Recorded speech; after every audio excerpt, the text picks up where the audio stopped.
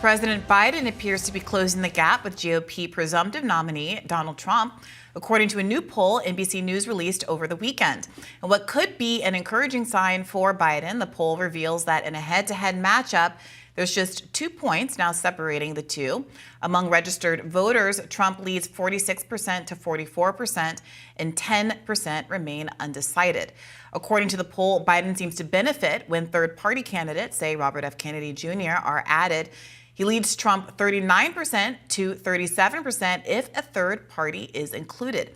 Conventional wisdom has been that RFK Jr. pulled supporters from Biden, but this poll actually shows 5% of Trump supporters and 7% of Biden's break for RFK Jr. when the field expands to include third-party candidates. The survey also got a glimpse of the issues that voters most care about, and according to the results, voters care deeply about protecting democracy, 28% ranking it a top priority when casting their vote, while 23% of registered voters say inflation is top of mind compared to 22% who say immigration and border security are their number one concern. So this poll shows what it shows. Now, I should point out that most polls so far have shown the opposite result. That RFK Jr. hurts Biden more than Trump, but this is one showing that it hurts Trump more than Biden. It's pretty mixed so far. I think we genuinely don't know from poll results what is more likely. It is clearly the case that RFK Jr. is pulling support from both people, and we'll have to see how this continues to shake out. It wouldn't surprise me if he ends up hurting Trump more overall because of him getting to Trump's right on some issues that the base feels betrayed on, having to do with COVID specifically. That said, Team Biden is certainly acting in recent weeks like RFK Jr. is a major threat to Biden's reelection, with the James Carville looking to dig dirt up on Nicole Shanahan, trying to shore up, trying to recruit Ro Khanna to ask her to not be part of the ticket or whatever happened there. Trotting out the Kennedy family to remind Americans so much that Kennedys stand with Democrats, stand with Biden, damn it.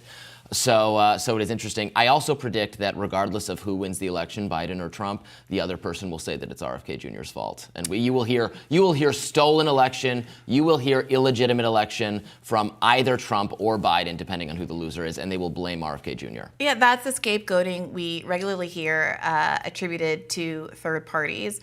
There are people who maintain that every vote that goes to a left-leaning candidate, like, say, Jill Stein or Ralph Nader, belonged to the Democrats, that they were owed those votes, even if the voter is not themselves a registered Democrat.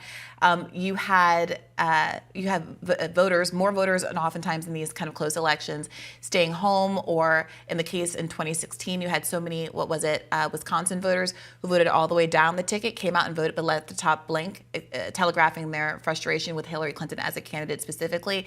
But still, somehow, it's not Hillary's fault that those voters felt so strongly about her that they were willing to go through the trouble to vote, but didn't specifically want to vote for the chosen Democratic candidate who was historically unpopular.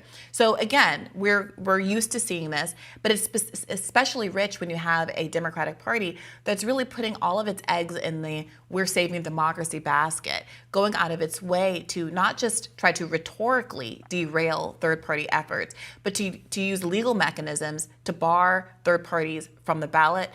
Jill Stein has been talking about this a lot, what an enormous financial lift it is for her to get on the ballot, to pay people to collect signatures around the country. RFK Jr. has benefited from having billionaire backers, including the woman that he made his VP, that will help him in that huge financial lift. But do we want to live in a country where the only people who can even take a bite at a third-party apple are people who have basically put a billionaire on their ticket for the privilege of doing right. so? You have to have pre-existing polling support to qualify for public funding. You have to have pre-existing polling support to qualify to be on the debate stage. The system is so stacked against third-party candidates, and then it's a winner-take-all system. So that even if you get 10, 20, 30% of the vote somewhere, that's not reflected in. You don't get a share of. I mean, there are a couple of states that are anomalous, but for the vast majority, that doesn't produce any share in Congress for you or your faction or your ideology. It does not win you any electoral votes unless you win the whole state by by one, by 50 plus one plus a feather. The system is entirely designed to have a confrontation between the two major parties. And yet we don't hear any rhetoric like, oh, Libertarian Party people don't complain that, oh, Trump or Biden is stealing votes from us, right? It's always the major party saying, how dare these other people, put one hesitant foot into the shallow end of the pool. Yeah, I think that's right. I want to ask you to what you might attribute the closing of the gap that seems to be happening. I wouldn't prematurely cheer for this, frankly, if I were in the Biden camp. He's still behind. And as I just heard the commentariat over at Pod Save America point out, polls tend to advantage Democrats. So when the voting actually happens, they're behind what the polls would suggest. So even if the poll showed them tied, it would sort of be a losing outcome for Joe Biden. But to the extent that the gap does seem to be closing, Donald Trump's lead does seem to be diminishing. To what do you attribute that? And do you think that the kind of a more engaged trial status of the Stormy Daniels trial is having a negative effect on his public perception? Yeah, it is. You're right to point that out. It's important to realize that Trump overperformed his polling in both the last two elections. The polls had him losing both of the last two elections. Obviously, in 2016, he overperformed enough to win. And then last time, he lost. But he did do better. The polls had him losing somewhat more decisively than he actually did. So that is something to keep in mind.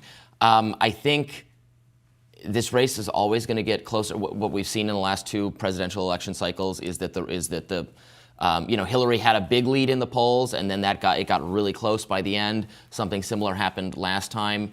We are a very closely divided country on just a Republican-Democrat basis, and then on people have a ambivalence, they're not ambivalent about the policies of the state of the country. Obviously, there are massive stakes in terms of how our economy is going to operate and how we behave on the world stage. But frankly, a lot of people don't like either of these two options. And I can understand the voter going back and forth saying, well, I'm really dissatisfied with Biden. This was way worse than I expected when I said no to Trump last time. And I have a lot of fondness for maybe the economic policies I associate with Trump, but also I can't stand him when I see him talking, but also Biden seems totally clueless. What am I supposed to do? So I understand people if they're going back and forth.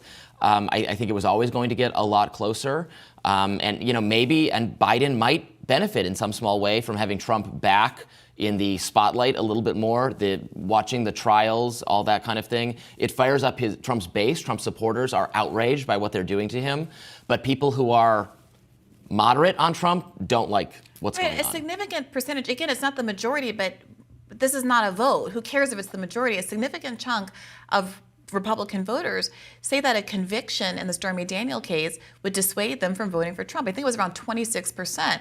If you lose 20%, I'm not so credulous as to believe it's that high. Yeah. Right, but it could be 3%. That could be devastating for Donald Trump. So, I don't think you can ignore those numbers, even if you think that they are largely overstated. I also just want to point out, I think that we misspoke and said we were describing the percent of votes that from the RFK camp that would go to one or another. We said 5%. It's 15% of RFK Jr. people would break for Trump. 7% would break for Biden, which is how you get to a place where you realize that he negatively affects Donald Trump more than he negatively affects Joe Biden, at least for now. Yeah. Well, we will see. I think it'll be very interesting to watch what the polls do in the coming weeks and months. And we're going to have a close election either way. Yeah. And we're going to have a sore loser either way. I will make that will be my most confident prediction. We will have a sore loser. I will not be betting against you. Blaming third parties, more rising right after this.